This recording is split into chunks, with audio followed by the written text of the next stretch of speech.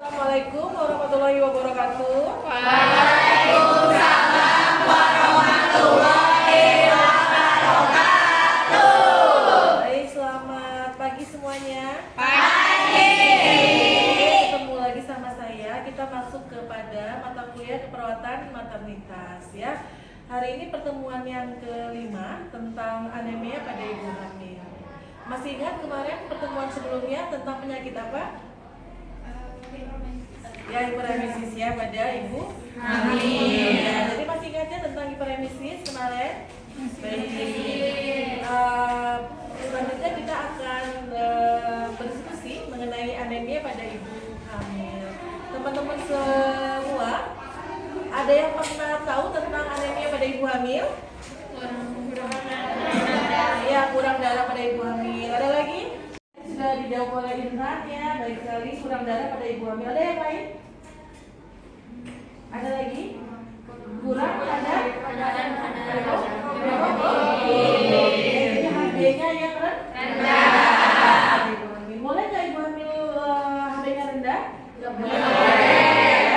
Jadi kalau sudah kita bahas pada saat hamil gitu ya, bukan hanya pada hamilnya saja kita tidak boleh anemia, gitu ya. Karena hamil itu harus dipersiapkan pada saat remaja. Jadi pada saat kayak mahasiswa sekarang itu sudah harus dipersiapkan jangan sampai anemia, ya.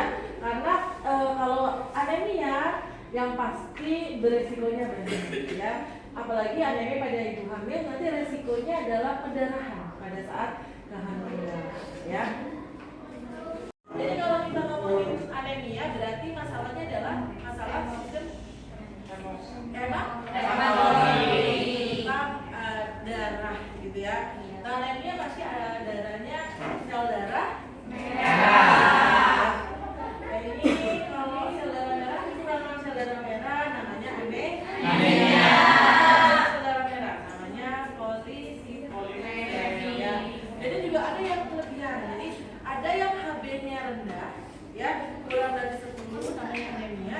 Yang HB-nya kurang lebih dari 17 miligram per dl itu namanya polisemia ya. Boleh nggak kalau dilakukan transfusi? Biasanya anemia polisemia itu nggak boleh ikut bukan transfusi, apa namanya, donor darah. Jadi nggak boleh. Kenapa nggak boleh? Nanti akan masuk ke pembelajaran selanjutnya ya. Ini dalam hamil adalah kondisi ibu dengan kadar HB dalam darahnya kurang dari 12 gram per stem, gitu ya. Jadi bayangkan kalau remaja-remaja pas menstruasi semuanya menstruasi kayak ya Arya ya. Kalau menstruasi kan sel darah merah banyak keluar, lemes enggak?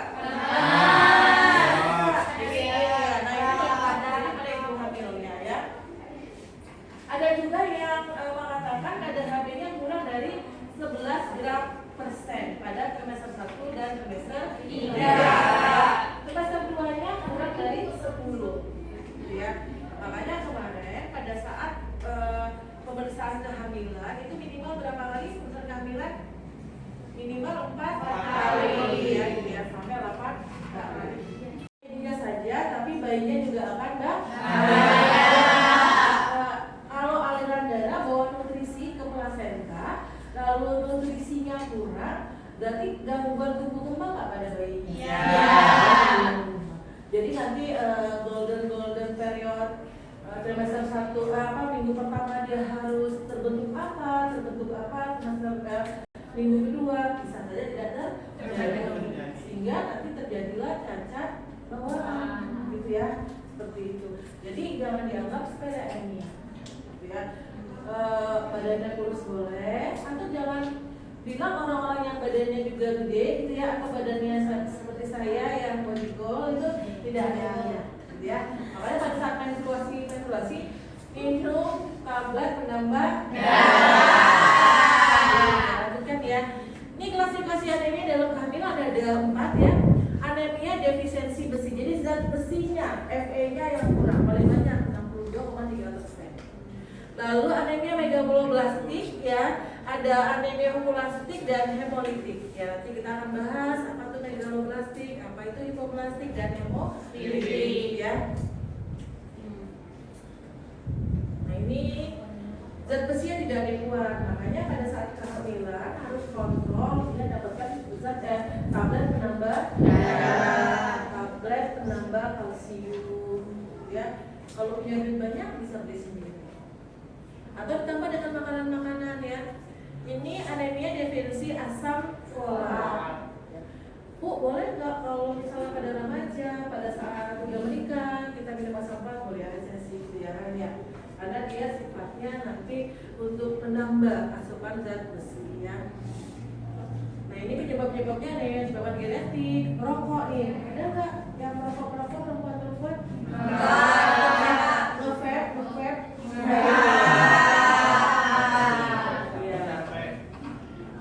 Ya ini kan keren-keren tapi ada bahayanya bagi orang kesehatan ya.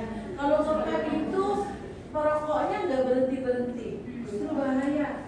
Kalau perokok kemungkinan di luar, karena kalau dalam rumah diomelin. Tapi nge-vape di dalam rumah juga iya, di luar juga iya, mobil juga iya gitu ya kan ya. Jadi nggak berhenti. Apalagi sekarang ada yang vape yang ada nikotinnya.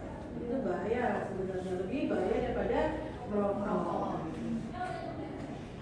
Nah tanda-tanda gejala anemia apa saja? Iqmal, coba. Kalau orang anemia tanda-tandanya apa aja kita?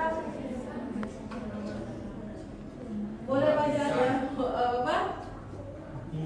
Latihan, lelah gitu ya? Lelah, Malaysia gitu ya? Lemas ya? Yang pasti wajahnya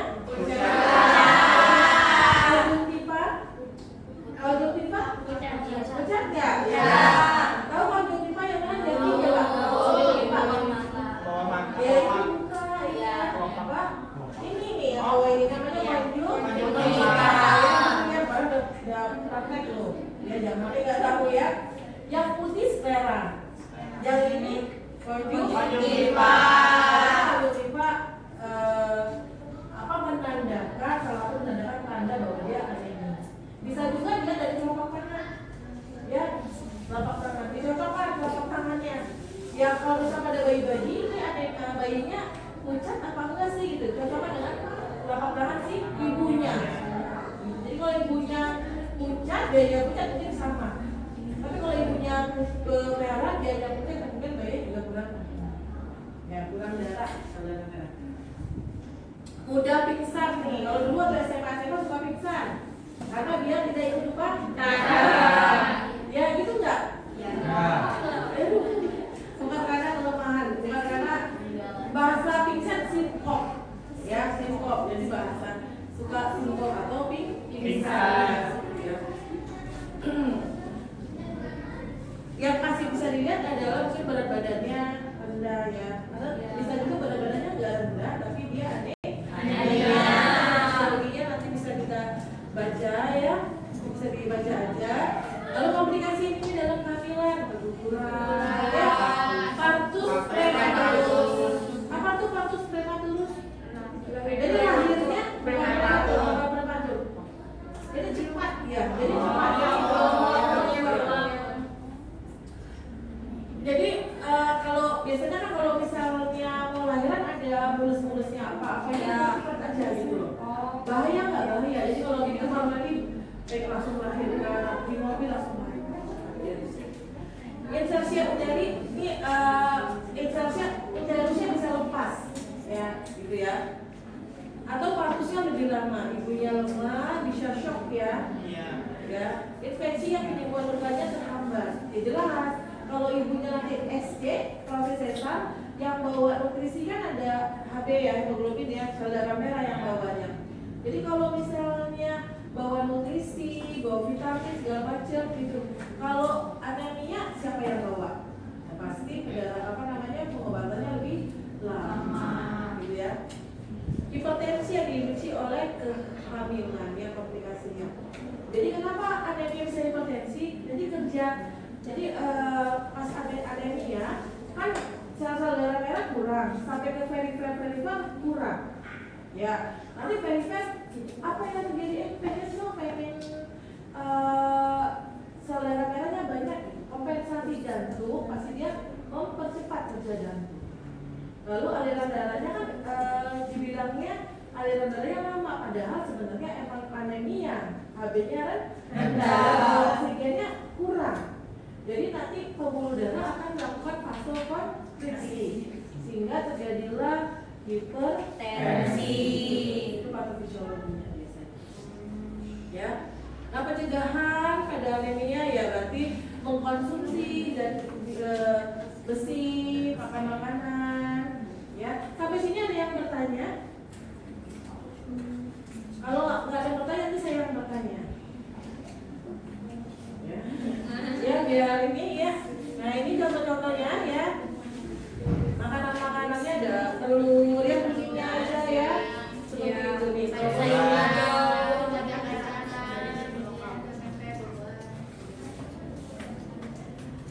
Baik, ada yang bertanya? Kalau nggak coba ibu bertanya ya. Jadi, tadi apa tanda-tanda kalau pasiennya anemia? Izin menjawab ya Bu ya. Tadi itu kayaknya tanda-tandanya itu adalah pasien terlihat letih, lemas, dan juga si daerah sekitar bawah matanya tuh pucat. Dan ya, bukan kita bawah mata. Ya, jadi tadi ada wajahnya pucat, ya. Biasanya suka pingsan, tadi udah bagus keletihan, kelemahan, gitu ya kan ya. Konjungtivannya anemis. Jadi anemis gitu ya. Tapi sebenarnya pucat atau tidak pucat. Baik, bagus. Ada lagi yang pengen ditanya? Kira-kira diagnosa perawatannya apa ini? Kalau berhubungan dengan anemia? Hipertensi. Gangguan perfusi jaringan. Karena yang bawa oksigen adalah si atau bisa saja defisit nutrisi. Oke, begitu. Kalau tidak ada yang bertanya, baik, Ibu tutup akhiri ya perkuliahan kita hari ini. Nanti kita lanjutkan perkuliahan selanjutnya dengan pertemuan ke-6 gitu ya, tentang diabetes pada kehamilan. Mohon dibaca dulu.